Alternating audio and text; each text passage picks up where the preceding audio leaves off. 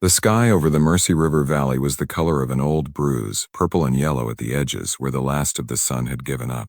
It was October 12th, 1998, and the wind carried a bite that promised an early winter.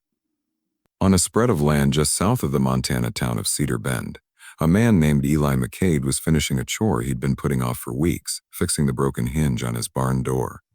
His hands, rough and scarred from a lifetime of work, moved slowly, methodically. He wasn't in a hurry. Time was something he had in abundance.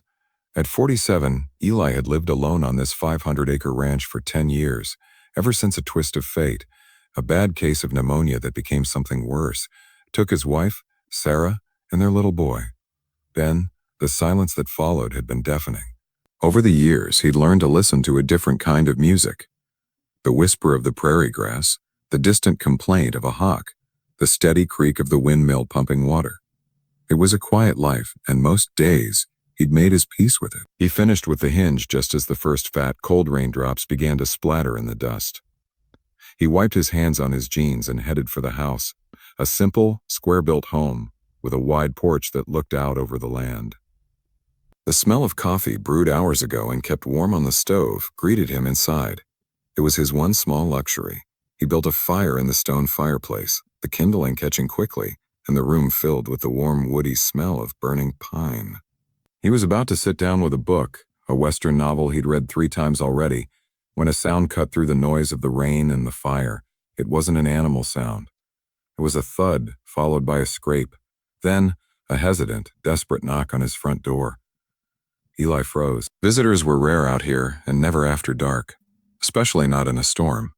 He walked to the door, his boots heavy on the plank floor. He didn't reach for the rifle he kept by the door, not yet, but his body was tense. He pulled the door open. The figure on his porch was barely human at first glance. It was a shuddering, soaked shape, wrapped in what looked like a pale, torn sheet. The wind howled, driving the rain sideways, and the porch light flickered. Then the figure looked up. It was a young woman. She couldn't have been more than 20. Her hair, dark as a raven's wing, was plastered to her skull and streaked with mud. Her face was pale, her eyes wide and so full of raw terror that Eli took a step back. She was dressed in a wedding dress of all things, or what was left of one. The lace was ripped at the hem, caked in brown mud and green grass stains. The delicate sleeves were torn, and she hugged herself, not against the cold, but as if she were trying to hold herself together. For a long moment, they just stared at each other. The rain drummed on the roof. A log cracked in the fireplace behind Eli, sending a shower of sparks up the chimney. Please," she whispered. Her voice was hoarse, cracked from screaming or from the cold. It was barely louder than the wind. "He'll kill me." Oh, 3 words hung in the space between them. They weren't dramatic. They were stated as a simple, terrifying fact, like saying the sky is blue or the rain is wet. Eli's eyes darted past her into the swirling darkness of the yard and the road beyond. He saw no headlights, no moving shadows. Just the relentless storm. He didn't ask who. He didn't ask why. His mind, a practical mind shaped by seasons and livestock and the unflinching reality of life and death, processed the scene. A runaway. In a wedding dress. In a Montana storm. The math was simple, and the answer was clear. "Come inside," he said, his own voice gravelly from disuse. He stepped back, holding the door wide. She stumbled over the threshold, her thin shoes sodden and ruined. She stood in the middle of his living room, dripping a puddle onto the braided rug his wife had made, shaking so hard her teeth chattered. The firelight made her look like a ghost, a pale, trembling apparition from a world Eli had no part in. "I'm Eli," he said, closing the door firmly on the storm. The lock clicked, a solid, comforting sound. She just nodded, her eyes darting around the room, taking in the simple furniture, the faded photographs on the mantel, the row of books. She was looking for exits, for threats. Finally, her gaze landed back on him. She swallowed hard. "Clara," she managed to say. "My name is Clara Bishop." "All right, Clara," Eli said, moving slowly, like he was approaching a spooked horse. "Let's get you warmed up. First things first." He went to the hallway closet and pulled out an old, thick wool blanket, the kind that smelled faintly of cedar and mothballs. He held it out to her.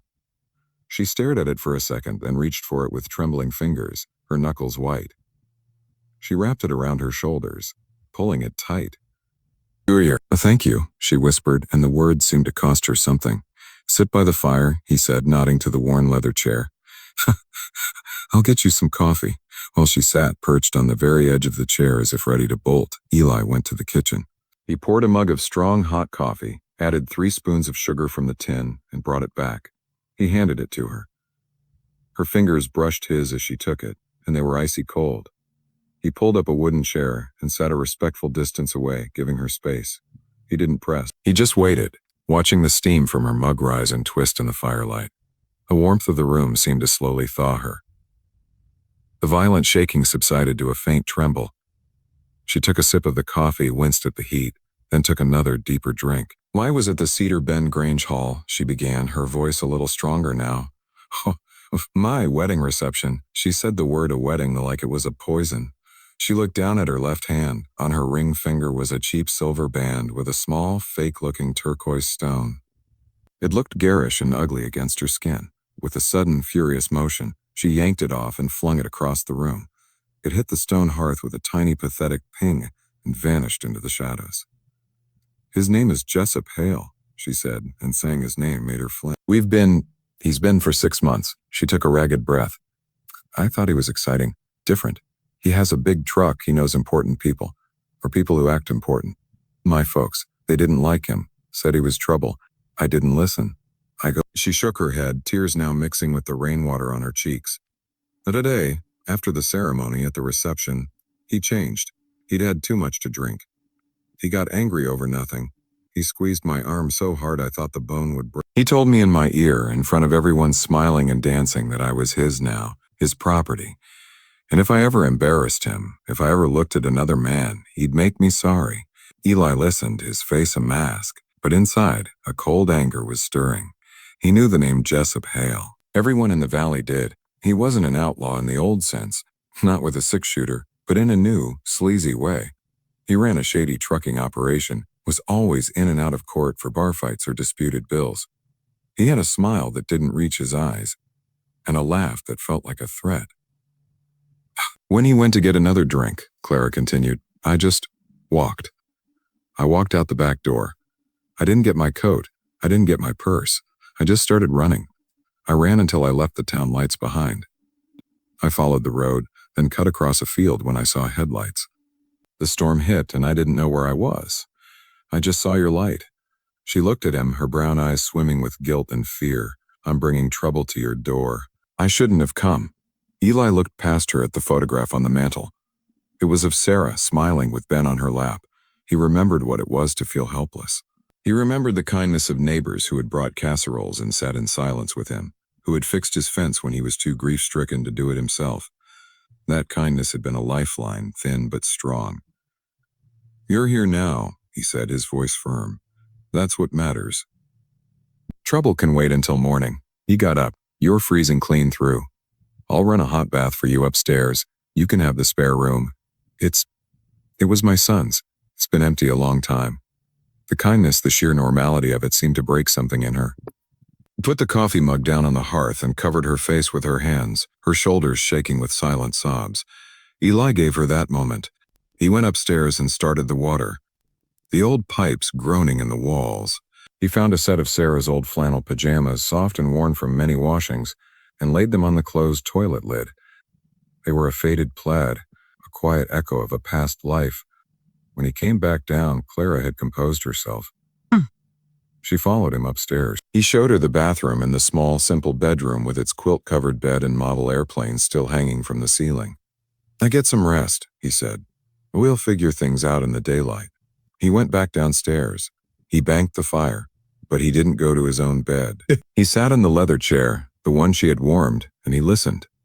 He listened to the storm rage outside. He listened to the faint sounds of water running through the pipes above. He listened to the new, strange sound of another person's breath in his house. He thought about Jessup Hale. He thought about the law, which was often slow and confused by men who shouted loudest. He thought about the vast, empty land outside his windows, and how easily a person could get lost in it. But mostly, he looked at the small silver ring where it had rolled into the corner by the hearth. It looked cheap and cold, and he knew with a certainty that settled deep in his bones that he had done the only thing a person could do. You see someone drowning, you throw them a line. You don't ask why they fell in the water first. The wind finally began to die down just before dawn, its howl fading to a sigh. And the new, fragile, quiet Eli McCabe, the lone rancher, knew his life of solitude was over. And strangely, for the first time in 10 years, the silence didn't feel so heavy. It felt like it was waiting. It felt like a breath held, ready for a new day to begin. The first morning was the quietest one Eli could remember. It wasn't the old, familiar quiet of being alone. This was a new quiet, thin and watchful, like the calm after a lightning strike. He was up at his usual time, 5:30 a.m., before the sun had even thought about cracking the eastern sky. He moved through his kitchen making coffee, but every sound felt too loud, the clank of the pot, the scrape of the chair on the linoleum. He found himself listening for something else, a sign of life from upstairs. It came just as the coffee began to perk. A soft creak on the old stair, the seventh one from the top that always groaned like a tired sigh. He turned from the stove. Clara stood in the doorway, dwarfed in Sarah's oversized flannel pajamas. In the gray morning light, she looked younger than 20 and terribly fragile. Her eyes, those wide, fearful eyes, swept the kitchen, checking the windows, the door, before they landed on him. "Mornin'," Eli said, keeping his voice low and even. "Coffee's almost ready." She just nodded, wrapping her arms around herself. She drifted to the small kitchen table and sat, perched right on the edge of the chair. Eli poured 2 mugs, sliding one across to her. She wrapped her hands around it, not to drink, just to feel the heat. "Eli should go," she said, her voice a dry rustle. Today. I can't bring my problems onto you." Eli took a slow sip of his coffee.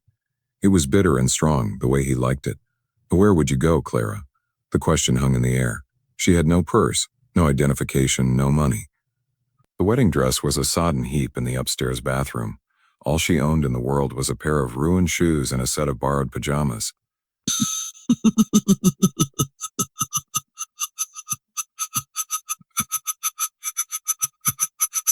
"Oh well," Eli said, looking out the window at his ranch where the shapes of the barn and the fences were just becoming visible in the dawn.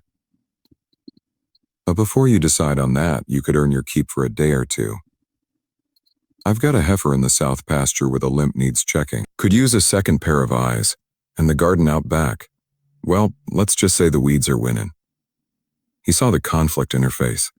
The desperate urge to run warring with the crushing weight of having nowhere to run to. And beneath that, a flicker of something else, gratitude, and a fear of being a burden. "I don't know anything about cows," she said.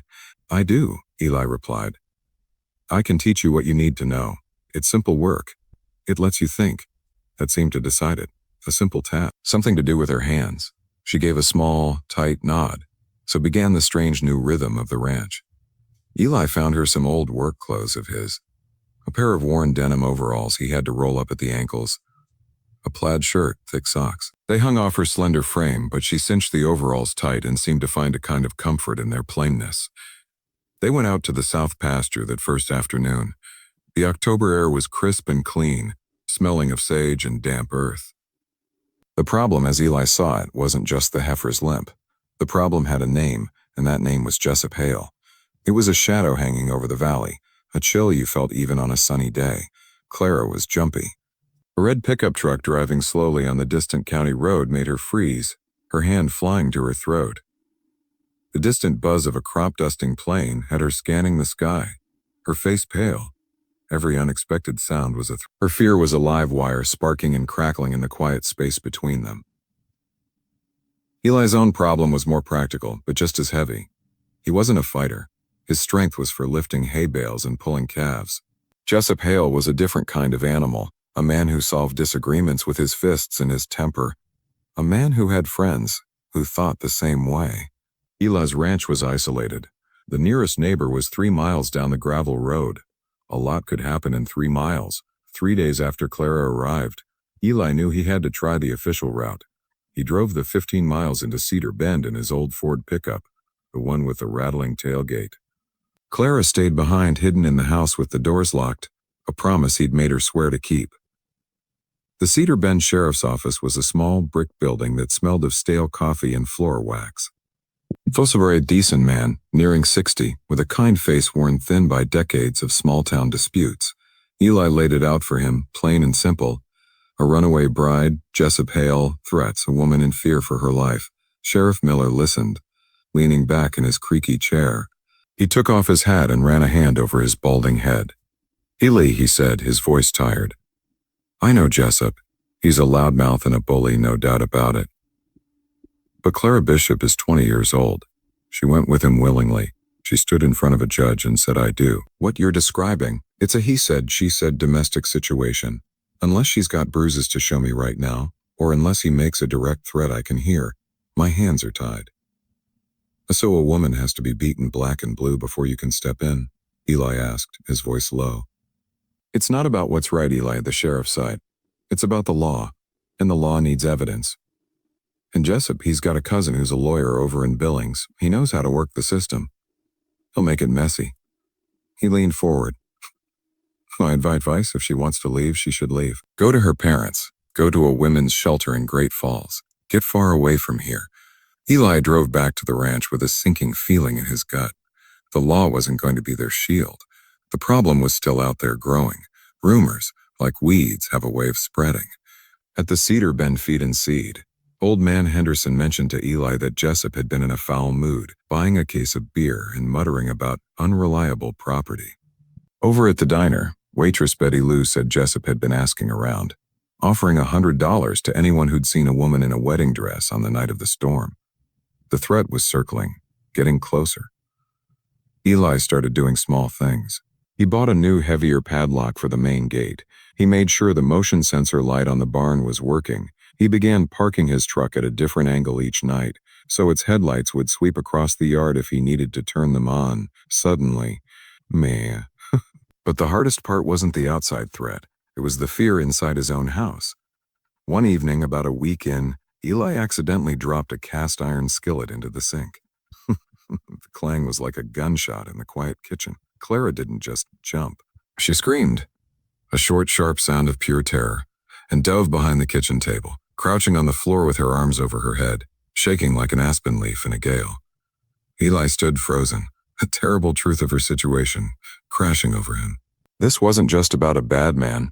This was about a young woman whose very nerves had been rewired by fear. Her safety wasn't just about locks and lights. It was about quiet sounds and sudden movements. It was about the prison her own mind had become.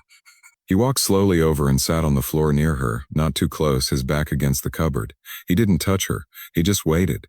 After a long minute, her shaking slowed. She peeked out from behind her arms, her face flushed with shame. She choked out, "I'm so sorry." "I'm such a mess." "Nothing to be sorry for," Eli said, his voice calm. "That skillet's made a louder man than me jump. You're all right." He got up slowly, went to the pantry and pulled out a can of peaches, the kind Sarah used to put in pies.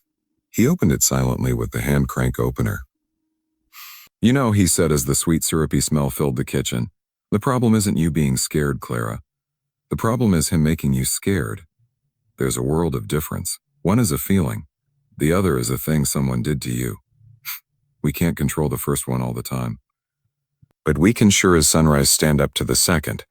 She uncurled herself and stood up, brushing off the borrowed overalls. He slid a bowl of peaches across the table to her. To her? She picked up a slice with her fingers and ate it, the simple, sweet taste seeming to ground her. That night, as Eli did his final rounds checking the barn doors, he looked back at the house, and he was out here, a lone rancher with a new padlock, trying to hold back a gathering storm. He realized then that their problems were tangled together now, like the roots of two trees grown too close. Her fear was his to witness. His isolation was now her shelter. Pidu. And the shadow of Jessup Hale stretched long over both of them. The quiet days of simple chores were just the surface. Beneath it, they were both waiting, listening for the sound of the other shoe to drop.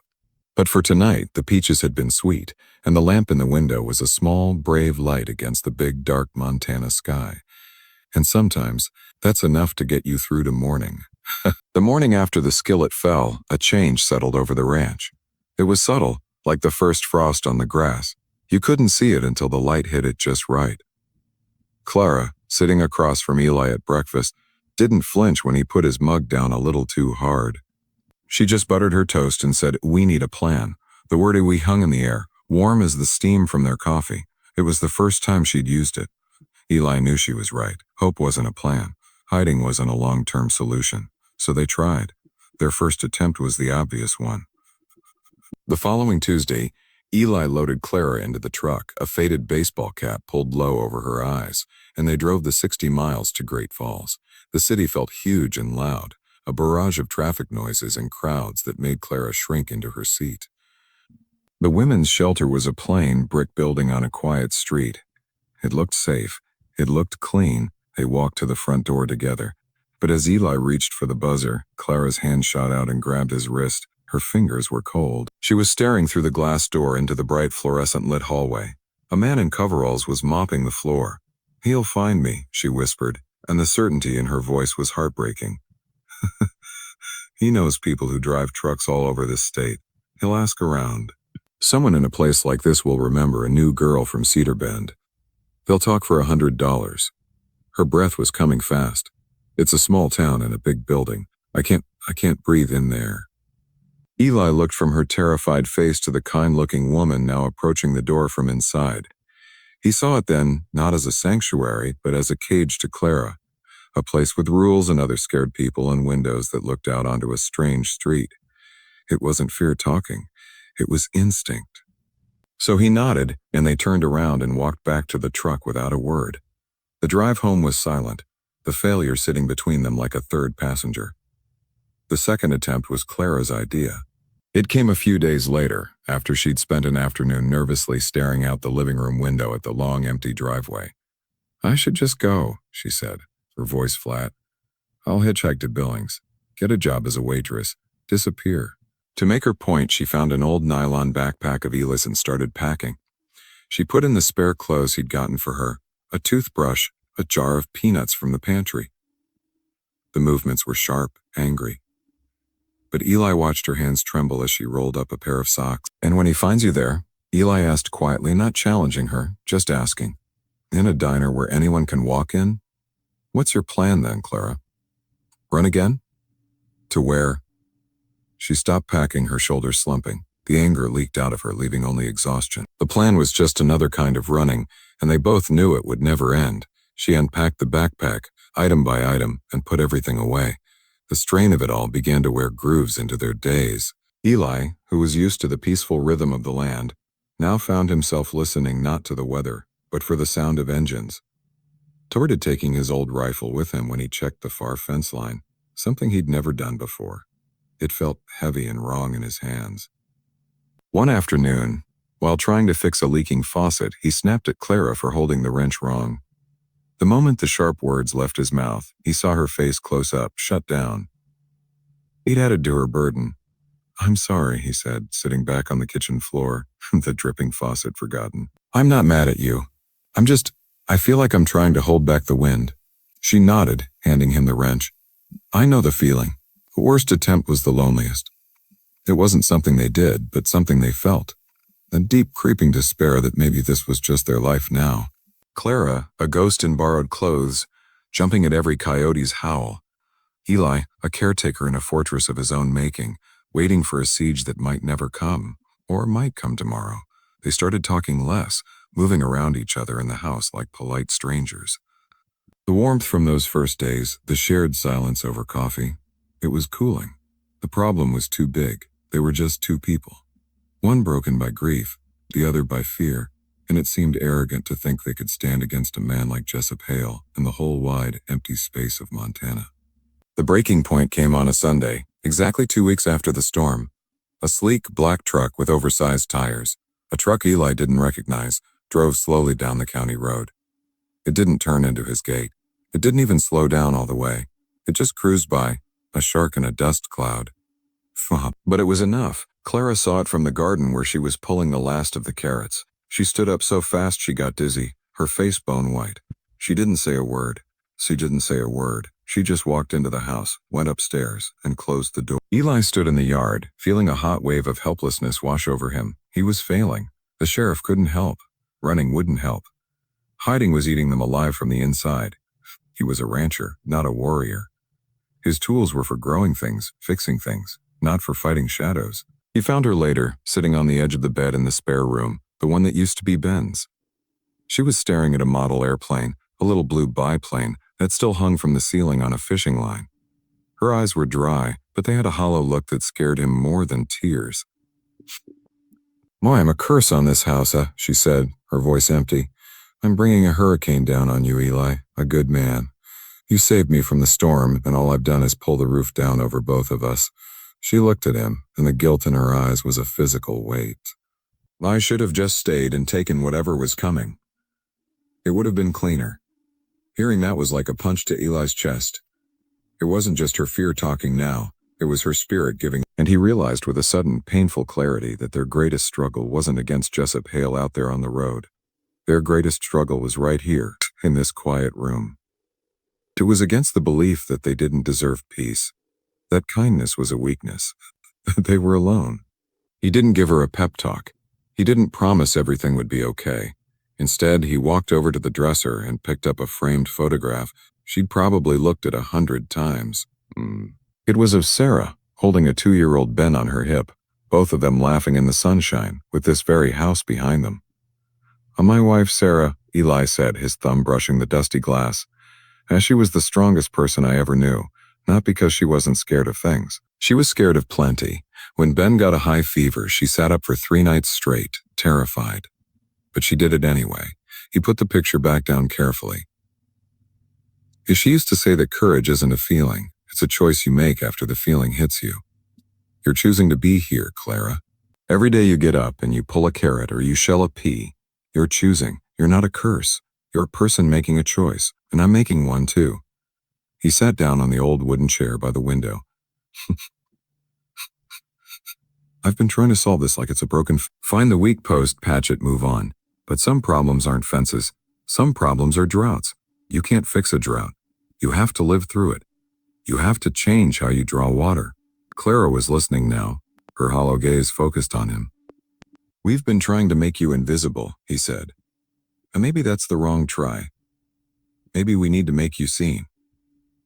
The idea, strange and fragile, began to unfurl between them in the quiet room. It wasn't about confrontation. It was about connect. It was about becoming real to the world again, instead of ghosts hiding from it. They didn't have all the answers that evening. The black truck was still out there. The fear was still in the house.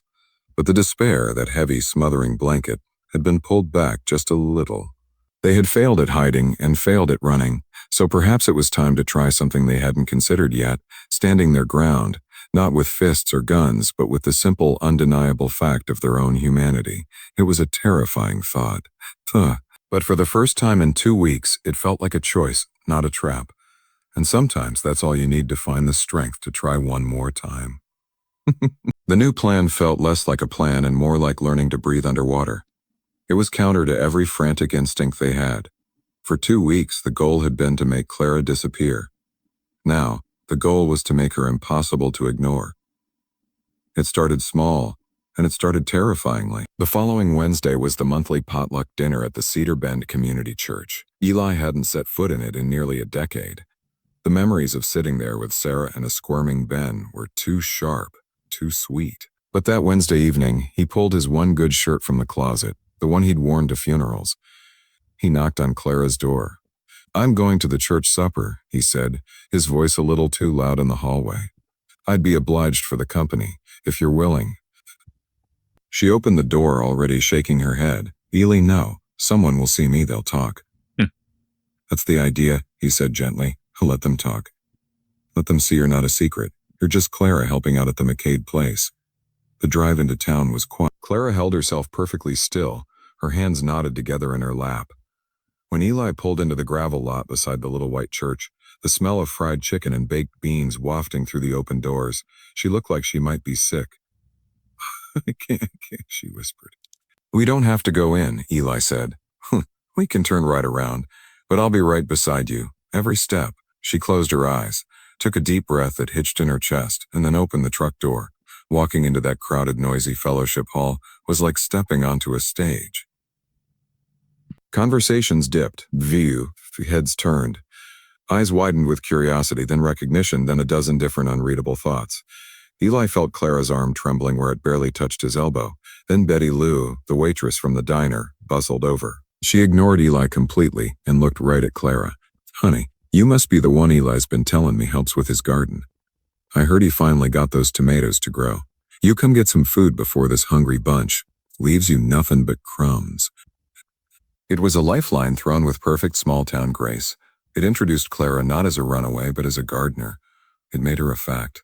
Clara managed a wobbly smile. Thank you, ma'am.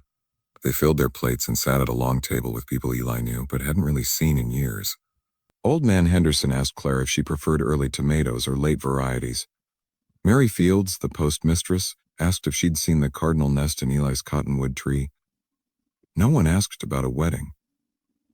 No one mentioned Jessup Hay. They simply folded her into the conversation, a new thread in the old fabric of the place. Clara's answers were short at first, just a yes, sir, and a no, ma'am. But when Mary Fields mentioned her prize roses were being eaten by aphids, Clara leaned forward. Yeah, my grandma used to say to plant garlic near them. The bugs hate the smell, a real sentence with a piece of her own history in it. It was a small victory, but in the warm, noisy room, it felt enormous. The solution wasn't one big moment. It was 100 small stitches, sewing Clara back into the world. Eli started taking her with him on every errand, to the feed and seed for salt licks, to the hardware store for nails. He didn't hide her in the truck. He had her help carry the bags. He'd say, Clara, hold that gate for me, loud enough for others to hear. They became a familiar sight. The quiet rancher and the serious young woman with the intelligent eyes. One afternoon at the gas station, they ran into Sheriff Miller filling up his cruiser. He gave Eli a long look, then tipped his hat to Clara. Afternoon, Miss Bishop. See, you're keeping Eli in line. He looks less lost these days. Later, the sheriff called Eli. His tone was different now. The people are talking, Eli. But they're not talking about Jessup's missing wife. They're talking about the nice girl who's staying out at your ranch and has a green thumb. It changes things. A community has eyes. It remembers. You understand? Eli understood. They were building a shield made of witnesses. At home, the change was even more profound. Clara stopped just helping with chores. She started adding her own touches. She found an old chipped blue vase in a cupboard and began putting wildflowers in it on the kitchen table. She asked Eli about Ben, about what games he liked, and one day she carefully took down the dusty model airplanes, cleaned them with a soft cloth, and rehung them so they caught the light. She wasn't a guest anymore. She was a presence. The ranch began to feel different. It felt lived in. It felt lived in. The smell of fresh bread sometimes mixed with the coffee because Clara found a recipe in an old book and wanted to try. Eli, for the first time, told stories about Sarah at dinner, the funny ones, and Clara would laugh, a real clear sound that seemed to startle even her. They were healing each other, not by forgetting their wounds, but by creating something new around them. Eli's grief softened from a sharp, lonely pain into a quiet companionship with memory. Clara's fear didn't vanish, but it no longer sat in the driver's seat. It was a passenger, and a quiet one. The test came on a cold, bright morning in early November. Eli was fixing a water trough in the north pasture. Clara was in the house. They both heard it at the same time. The aggressive roar of a high-powered engine, the crunch of gravel being sprayed under tires. A truck coming fast up their private road.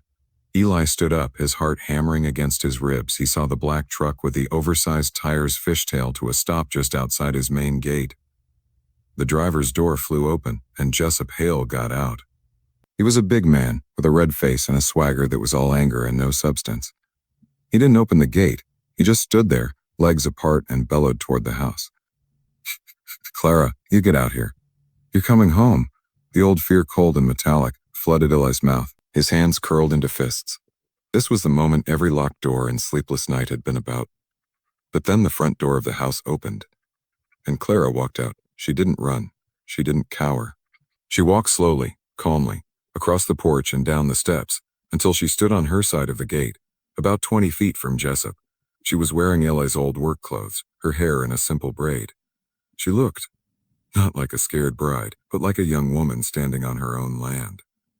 I am home, Jessup, she said, and her voice didn't carry far, but it was steady. Jessup scoffed, spitting on the ground. This dump?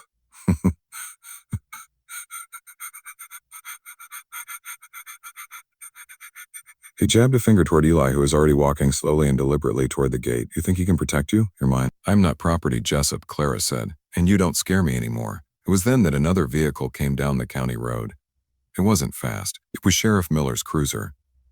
It pulled in behind Jessup's truck, the engine cutting off into a sudden, watchful silence.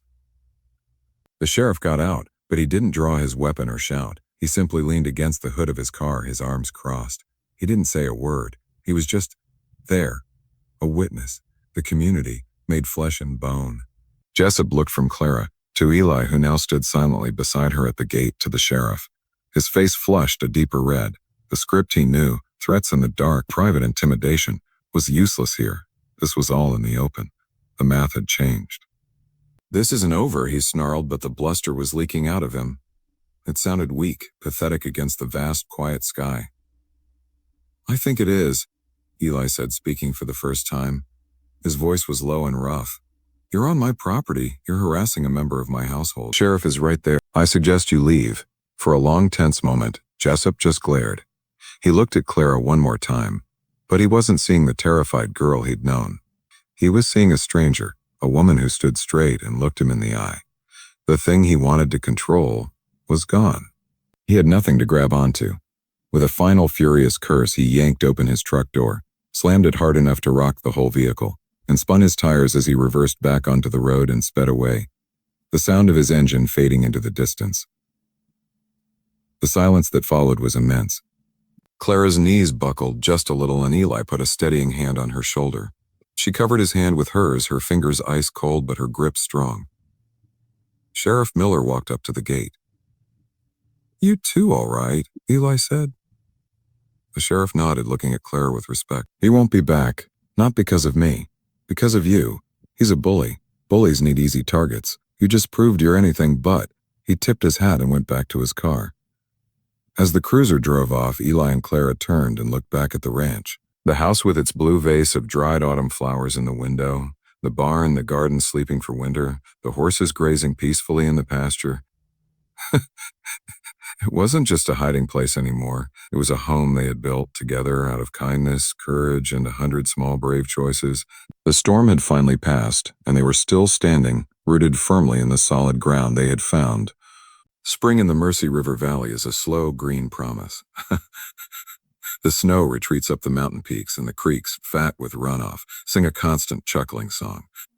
By May, the wildflowers are a riot of purple lupin and yellow balsam root. On a morning like any other, Eli McCade stood by his fence, watching a pair of newborn calves wobble after their mothers. The air smelled of wet earth and new grass. He heard the screen door of the house slap shut, and he didn't tense. He just smiled. Clara came walking across the yard, carrying 2 mugs of coffee. She'd traded his old overalls for jeans and a simple blue t-shirt. Her hair, still dark as a raven's wing, was loose on her shoulders. She handed him a mug. "You forgot this," she said. "And my mind was on the babies," he said, nodding toward the calves. They stood together in a comfortable silence, sipping their coffee. That was the first, most profound change. The quiet was friendly again. It wasn't the lonely quiet of before, or the terrified quiet of the storm. It was the quiet of 2 people who know each other well enough that words aren't always necessary. Clara didn't stay forever, and that was okay. She stayed through the long, healing winter, through Christmas where they strung popcorn and cranberries for the birds because it felt festive, through the first stubborn thaws of March. She stayed until the light in her eyes wasn't just reflected from the safety of the ranch, but generated from somewhere deep inside herself. In April, she got her Jed, studying at the kitchen table every night with books from the Cedar Bend Library. The librarian, Mrs. Gibble, had become a friend. In May, she applied to a community college in Billings, over 200 miles away, for a fall course in social work. She showed Eli the acceptance letter, her hands shaking, but this time it was from excitement.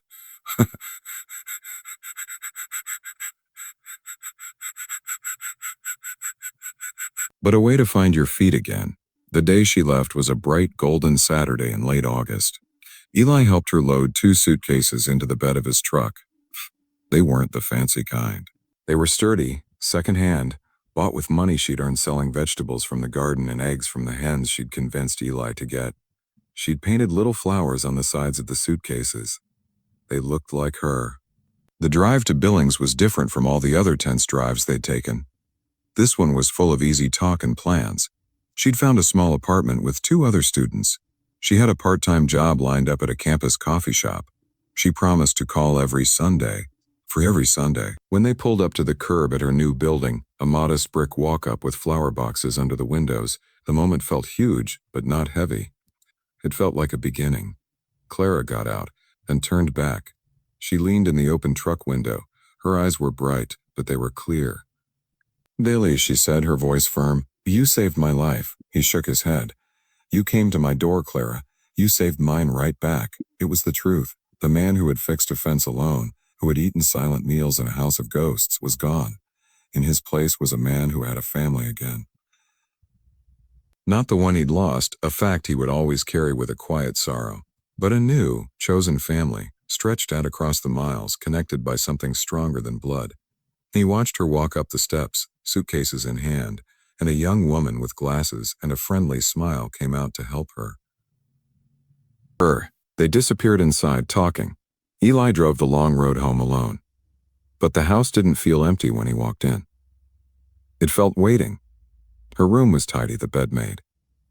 The blue vase sat empty on the kitchen table. He filled it that evening with a handful of late-blooming asters from the garden. The lessons from that year weren't shouted from the rooftops. They were whispered in the ordinary rhythms of life. Eli learned that after a great loss, your heart doesn't shrink. It expands, making room for new people, new stories without ever replacing the old ones. He learned that courage isn't about not being afraid. It's about what you do the day after the fear hits you. It's about fixing the hinge on the barn door, making coffee for two, and choosing to trust a stranger in a storm. Clara learned that being safe isn't about high walls and hidden places. True safety is something you build inside yourself. It's the strength to walk into a church supper, to look a bully in the eye, and to finally walk away toward a future you chose for yourself. She learned that kindness from others isn't a debt to be repaid, but a gift to be passed on. Their story rippled out, in small ways. Betty Lou at the diner started keeping a binder of local job listings for people who needed a fresh start. Sheriff Miller, remembering how a community's attention changed everything, helped start a neighborhood watch program that was less about suspicion and more about checking in on each other. Old Man Henderson at the Feed and Seed began donating seed packets to the school garden, telling the kids that even the smallest seed could break through hard ground. And every Sunday evening, like clockwork, Eli's phone would ring.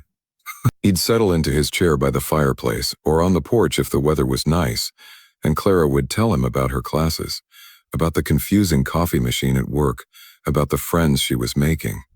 She'd ask about the ranch, about the new calves, about whether the garlic had come up in the garden.